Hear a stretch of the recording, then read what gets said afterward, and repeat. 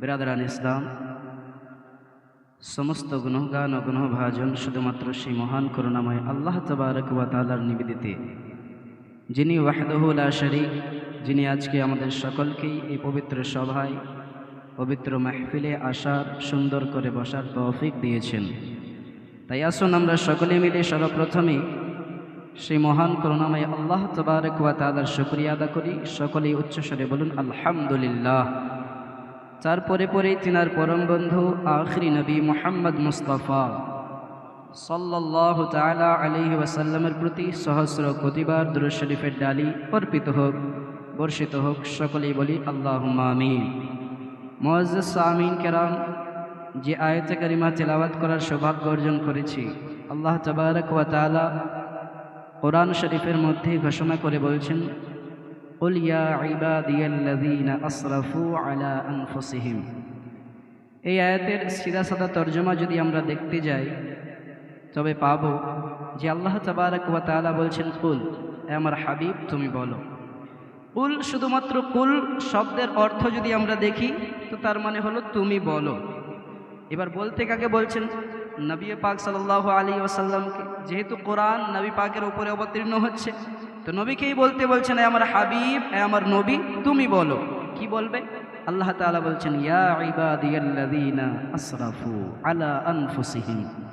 কত সুন্দর কথা! দেখুন আল্লাহ তাআলা আমাদেরকে কত ভালোবাসেন। দেখুন আল্লাহ তাআলা বলতেছেন, ইয়া ইবাদিয়াল্লাযীনা আসরাফু আলা আনফুসিহিম, হে আমার হাবিব তুমি বলে দাও, বলে দাও আমার ওই সমস্ত বান্দাদেরকে বলো যে আমার বান্দারা নিজের নফসের ওপরে জুলুম করেছে, নিজের আত্মার ওপরে জুলুম করেছে, এক কথাই নিজে অনেক গুনাহ করেছে। আল্লাহ তাবারক ওয়া তাআলা বলতে চাইছেন, এ আমার বান্দারা, ও আমার বান্দিরা, শোনো শোনো, তোমরা দুনিয়ার বুকে পাহাড় সমতুল্য গুনাহ করেছো, তোমরা দুনিয়ার বুকে সমুদ্রের জলের ন্যায় গুনাহ করেছো, তোমরা আকাশ পরিমাণ গুনাহ করেছো, তোমরা বাতাস পরিমাণ গুনাহ করেছো। আল্লাহ তাআলা বলেন, হে আমার হাবিব তুমি বলে দাও, বলে দাও আমার ওই সমস্ত বান্দাদেরকে যারা নিজের নফসের উপরে জুলুম করেছে, যারা নিজের উপরে অত্যাচার করেছে, যারা এক কথায় অতিরিক্ত গুনাহ করেছে। আল্লাহ তাআলা বলছেন, লা তাকনাতু মির রাহমাতিল্লাহ, হে হাবিব তুমি বলে দাও তারা যেন আমার রহমত থেকে নিরাশা না হয়ে যায়। আল্লাহ তাআলা বলতেছেন, হে আমার হাবিব তুমি বলো, বলো তারা যেন আমার রহমত থেকে নিরাশা না হয়ে যায়। সেই আয়াতের শেষের অংশে আল্লাহ তাবারক ওয়া তাআলা বলছেন, ইন্নাল্লাহা ইয়াগফিরুয যুনুবা জামিআ।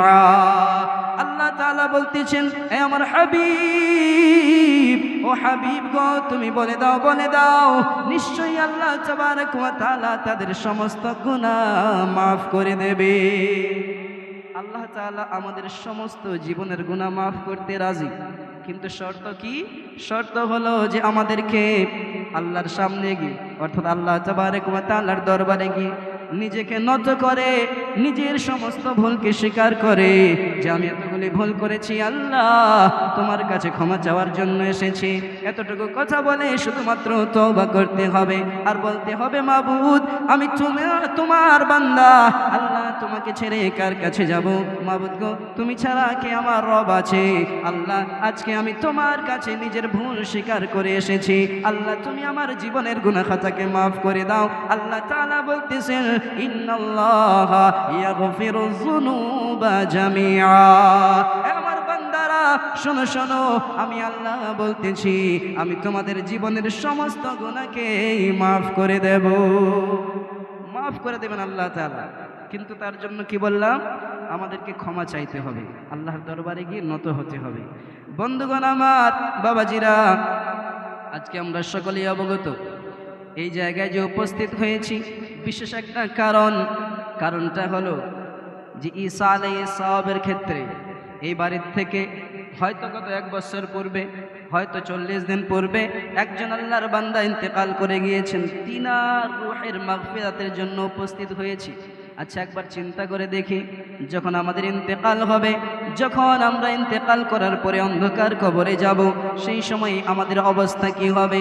আমরা যদি কোনো আলিম সাহেবের কাছে জিজ্ঞাসা করি অথবা কোরআনকে জিজ্ঞাসা করি, এই কোরআন তুমি বলো বলো, আমরা তো আল্লাহর বান্দা রয়েছি, আমাদের নিকট থেকে আমাদের বাবা চলে গিয়েছে, আমাদের নিকট থেকে কারো স্ত্রী চলে গিয়েছে, আমাদের নিকট থেকে কারো আম্মা জান ইন্তেকাল করে চলে গিয়েছে, এ কোরআন তুমি বলো বলো, আমাদের আপনজনের মধ্য থেকে অনেকজনাই ইন্তেকাল করে চলে গিয়েছে।